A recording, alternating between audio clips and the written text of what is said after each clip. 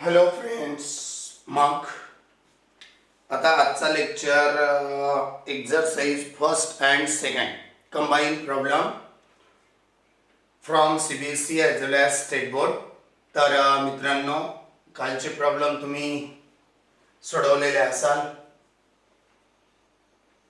तर ते प्रॉब्लेम व्यवस्थित तुमच्या नोटबुकमध्ये लिहिलेले असावे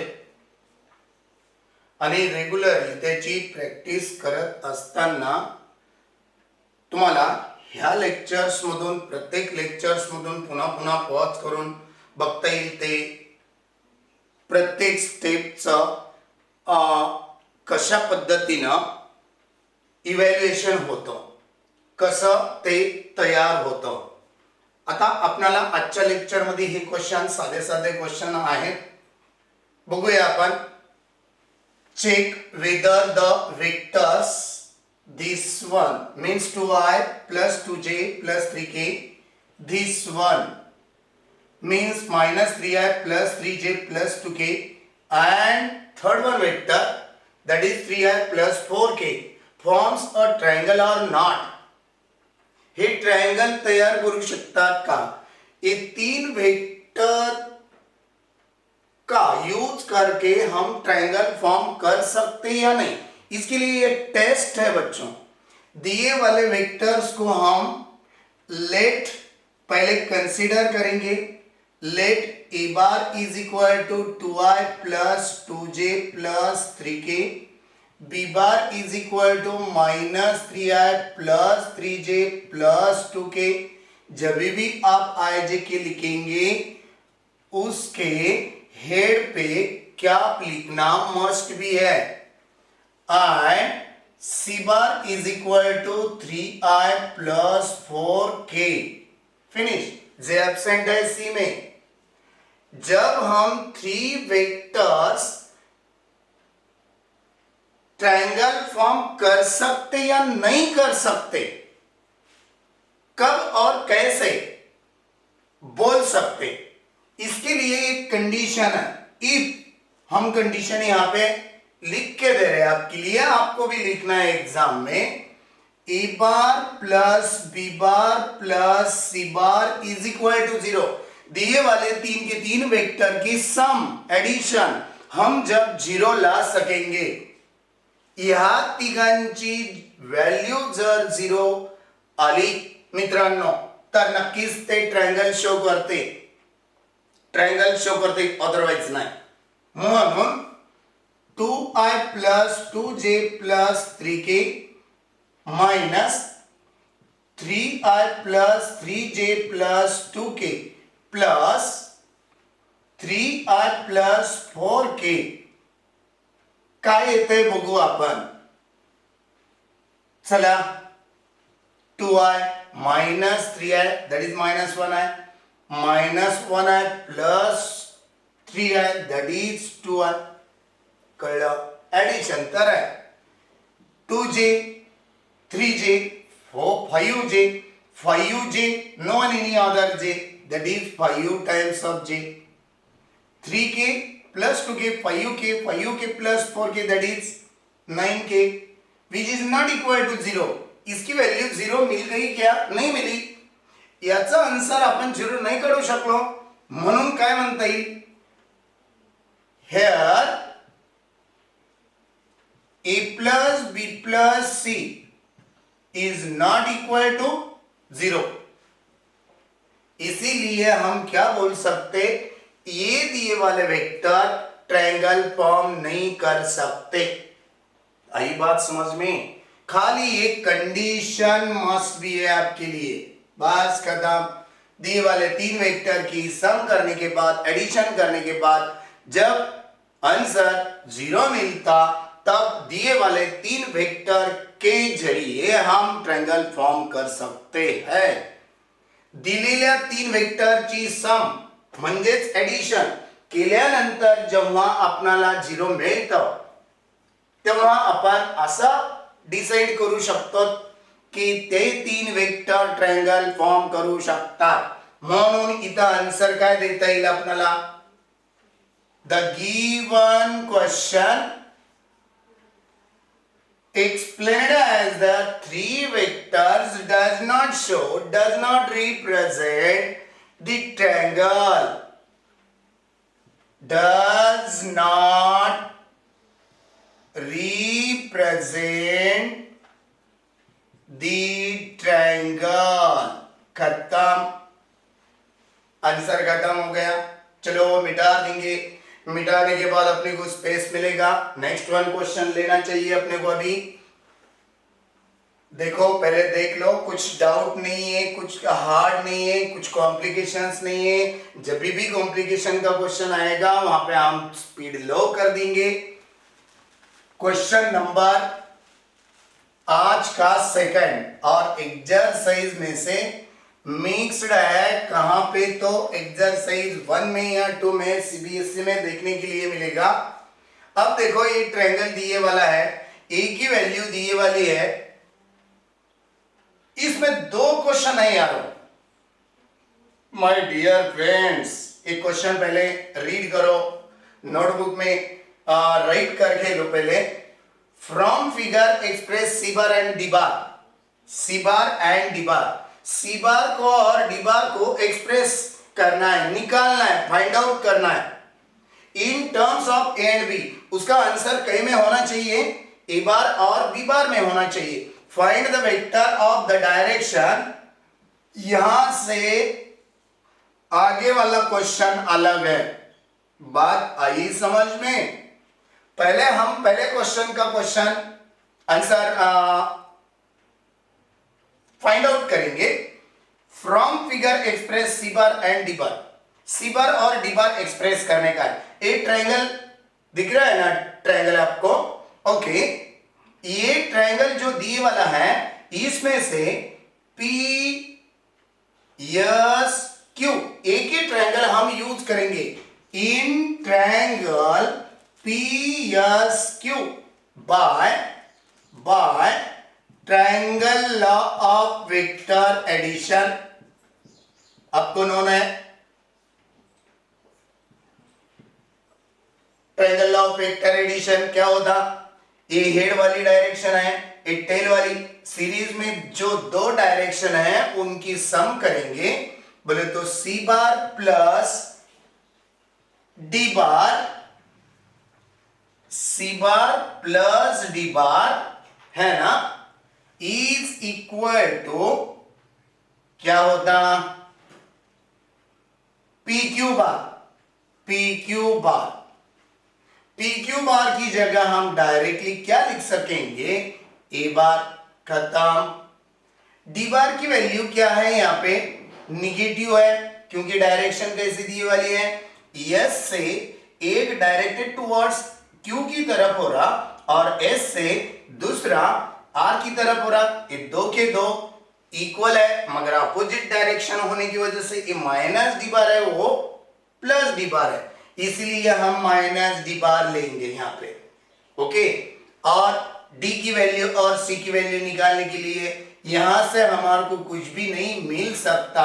सी और D in terms of A and B एक कंबाइंड फॉर्म हो गया. चलो, इन ट्रायंगल दूसरा ट्रायंगल यूज करेंगे अभी.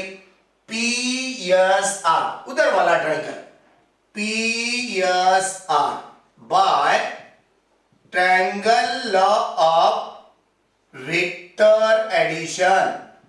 ओके, यहां पे भी कौन से दो वेक्टर की सम होगी? यहां पे C bar plus D bar, C bar plus D bar is equal to P R bar. P R bar की जगह हम डायरेक्टली बी बार लिखेंगे.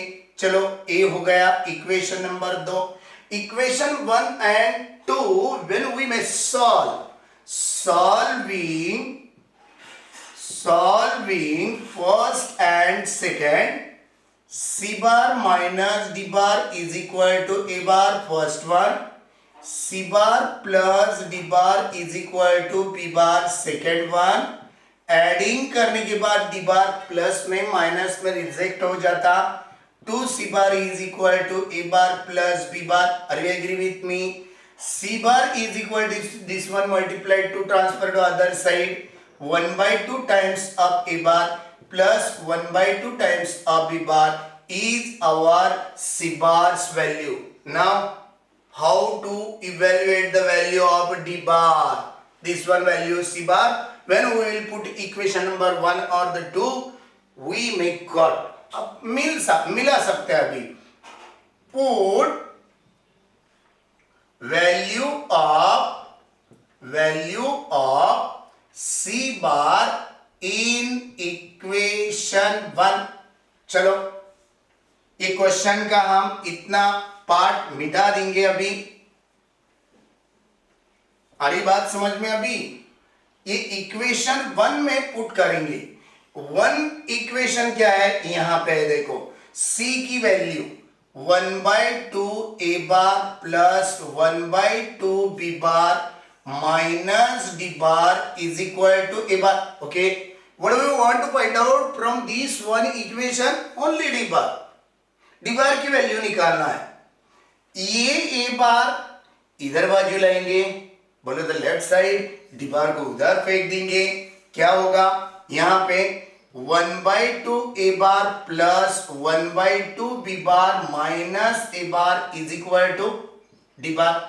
हेंस डायरेक्टली हम D bar की वैल्यू यहां पे लिख दे रहे हैं. अभी 1/2 B bar, 1/2 B bar, एक ही टर्म है B bar का, half A bar minus 1 A bar, that is remaining half minus A bar. Finish.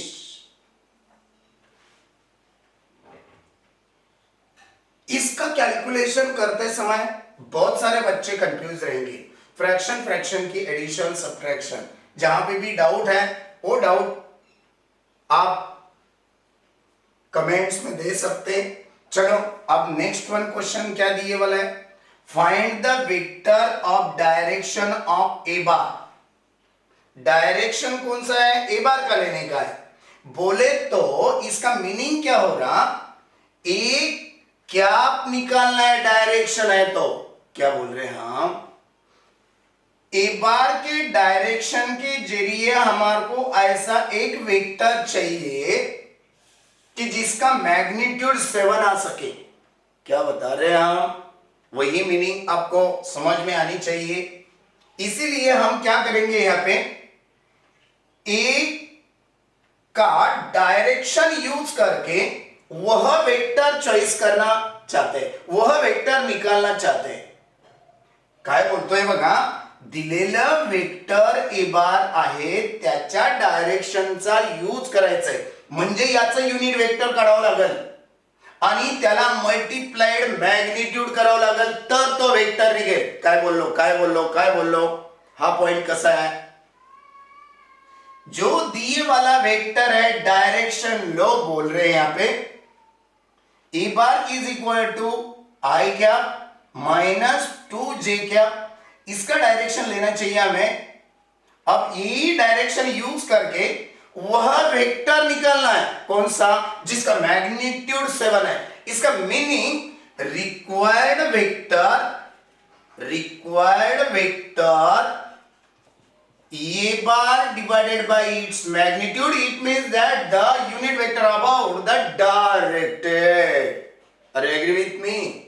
जो वेक्टर अपने को दिए वाला है A bar is equal to I cap minus 2j cap, यही वेक्टर को हम यूनिट वेक्टर में टर्न कर दिए. क्यों कर दिए भैया, क्यों कर दिए?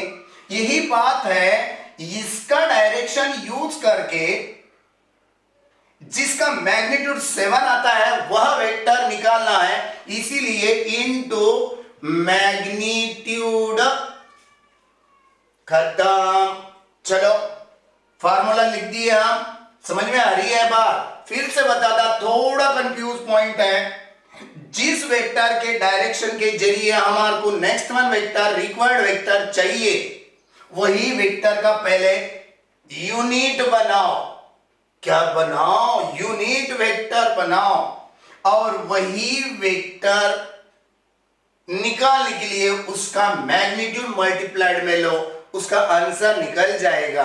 क्या बताया हम, ए बार लिख देंगे यहां पे I cap minus 2j cap divided by magnitude A bar का ही मैग्नीट्यूड चाहिए।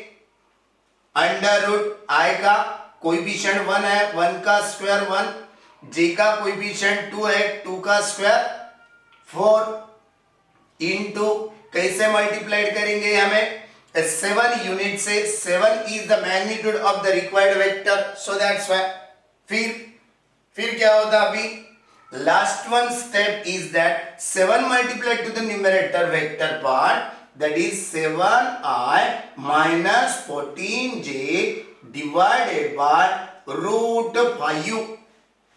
खत्म हो गया। अभी इसको हम ऐसा भी लिख सकते हैं, क्या लिख सकते हैं, इंप्लाइज करके आगे लिख के दे रहे हैं हम 7 by root 5i minus 14 by root 5j। खत्म। ऐसे लिखे तो भी मास मिलेंगे, ऐसे लिखे तो भी मास मिलेंगे। मास मिलने के लिए खाली इतना ही फार्मूला मस्ट भी है, और आपका calculation addition subtraction must be clear आना, करेक्ट आना, यही बात जरूरी है। चलो ये दो के दो प्रॉब्लम खत्म होंगे। अभी हम 7th वन प्रॉब्लम कंटिन्यूशन में कैरी करेंगे। अभी 7th वन प्रॉब्लम में एक पॉइंट दिए वाला है। कैसे है देखो, हम यहां पे डायग्राम निकाल के दिखाएंगे आप लोगों को। एक पॉइंट दिए वाला है, पॉइंट किस तरह से है और किस तरह से आंसर निकाल सकते हैं आप लोग। एक्स एक्सिस बोलेंगे आप, ओ ए डायरेक्टेड लाइन को हम एक्स एक्सिस, ओबी डायरेक्टेड लाइन को वाई एक्सिस, ओसी डायरेक्टेड लाइन को जेड एक्सिस। ओके, यहां पे कहां पे तो पॉइंट पोजीशन 4, 2 -2, और 6 दिए वाला है। चलो पहले क्वेश्चन का answer, the X Y plane distance निकालना है। ए पॉइंट से एक्स वाई प्लेन कौन सा बोले यहाँ पे, एक्स वाई, एक्स और वाई कौन रहेगा बच्चों, कौन रहेगा, देखो देखो देखो, डिस्टेंस निकालना है, डिस्टेंस जेड रहेगा, क्योंकि इसके पास डिस्टेंस कौन सा रह जाता जो नहीं है वो प्लेन में, जेड स्क्वायर। जेड की वैल्यू स्क्वायर रूट में क्यों ले रहे सर, कौन सा भी आई जे के कोएफिशिएंट, आई क्या जे क्या की क्या, मैग्नीट्यूड निकालते समय क्या लेते थे हम, उसका कोएफिशिएंट का स्क्वायर लेते थे और स्क्वायर रूट में। इसीलिए डिस्टेंस निकालते समय जेड के लिए पहला एक्स के लिए पॉइंट, दूसरा वाई के लिए, तीसरा जेड के लिए, तो क्या लिखेंगे अभी 36 या 6 स्क्वायर लिखो। पहला प्रॉब्लम है अपना एक्स वाई है, 36 होगा, 36 का स्क्वायर रूट क्या निकलेगा 6। 6 is the distance of X Y plane from the point 4, -2, 6। Finish. यहाँ पे वाई जेड में क्या है, वाई जेड में कौन नहीं है, एक्स नहीं है, एक्स का स्क्वायर क्या होता 16 का square root 4, again square root X Z में कौन नहीं है, वाई नहीं है, वाई का पोजीशन पॉइंट क्या है -2 का स्क्वायर 4 का स्क्वायर रूट निकाले तो वह डिस्टेंस 2 निकलेगा। Again under root X axis, अब इसमें कौन नहीं है, एक्स एक्सिस बोलो तो इतना ही नहीं है, कौन सा है, ये 2 एक्सिस नहीं है, इसका मतलब Y square plus Z square. Answer Y square की वैल्यू -2 स्क्वायर और जेड स्क्वायर की value 36। Answer is under root of 40 का incompleted square root 2 under root 10 लिख सकते। ओके, अगेन एक्स एक्सिस खत्म हो गया। अभी वाई एक्सिस छोड़ने के बाद रहे वाले 2 एक्सिस कौन से हैं, X square plus Z square. Answer is under root of 4 square 16 plus Z square, that is 36, 6, 6, 12, 1 remain, 4 + 1 15। जो भी निकलता हो निकाल सकते हैं। जेड एक्सिस छोड़ दिए, ये दोनों रह जाते हैं यहाँ पे under root of y axis square plus x axis square under root of y axis की वैल्यू क्या है -2 square that is 4x axis square that is 16 under root of 20 का इनकम्प्लीटेड स्क्वायर रूट निकाल सकते हैं 2 अंडर रूट 5 ओके इतना भी रखे तो भी चलेगा। ये हो गया डिस्टेंस निकालने की मेथड। अभी आगे का क्वेश्चन लेंगे। अभी क्या दिए वाला है आगे का क्वेश्चन देखो, find the coordinates of the point which is located. क्या फाइंड द कोऑर्डिनेट निकालना है, x की वैल्यू, y की वैल्यू, z की वैल्यू निकालना है। विच इज क्या बोले यहां पे, पॉइंट लोकेटेड, कहां पे लोकेट हुए वाला है point, 3 units behind the x y z plane.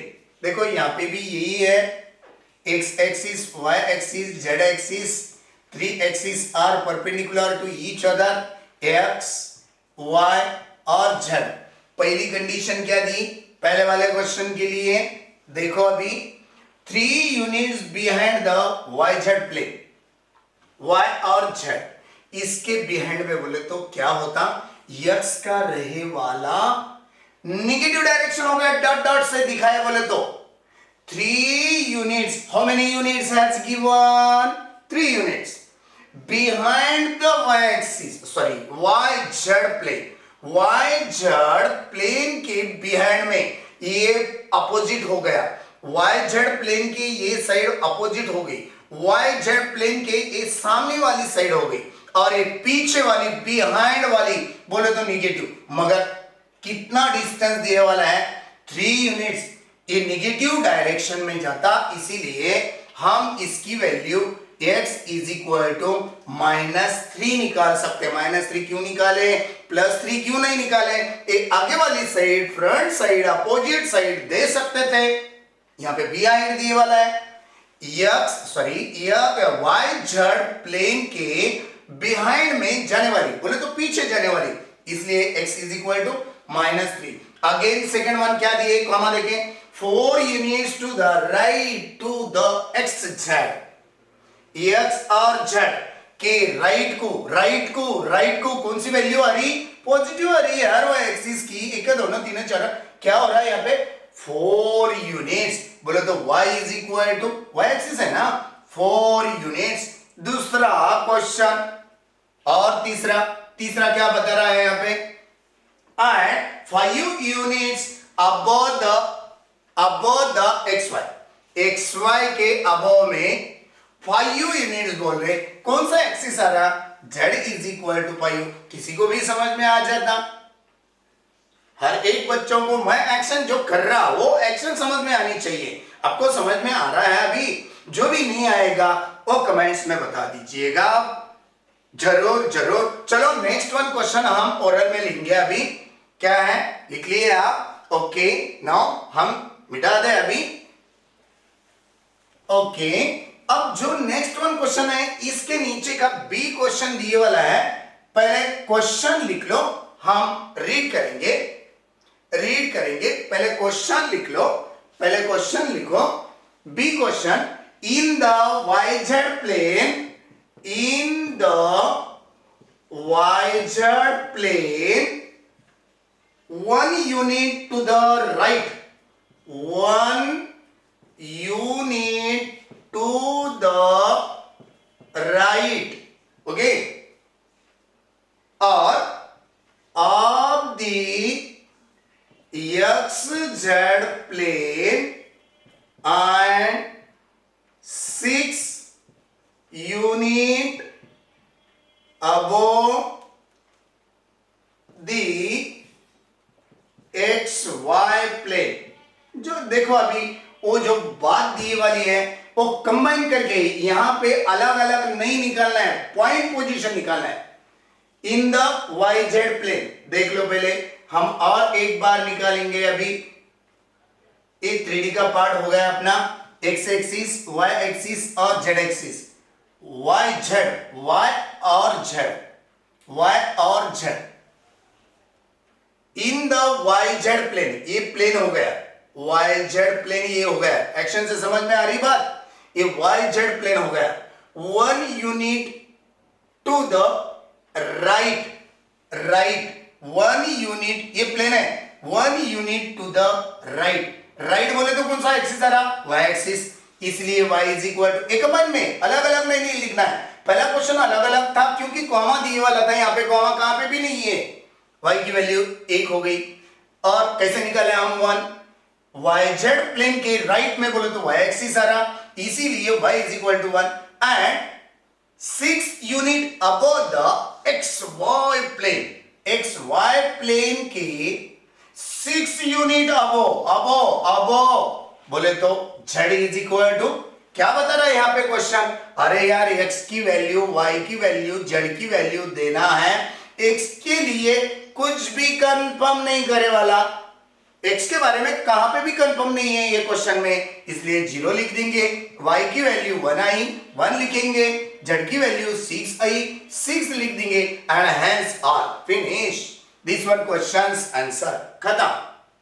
समझ में आ रही है बात? चलो और नेक्स्ट वन एक क्वेश्चन लेंगे, यहां पे खत्म कर देंगे आज का period. Find the area of the, देखो क्वेश्चन क्या है, ये मिटा दें इधर का, चलो find the area of the, find the area of the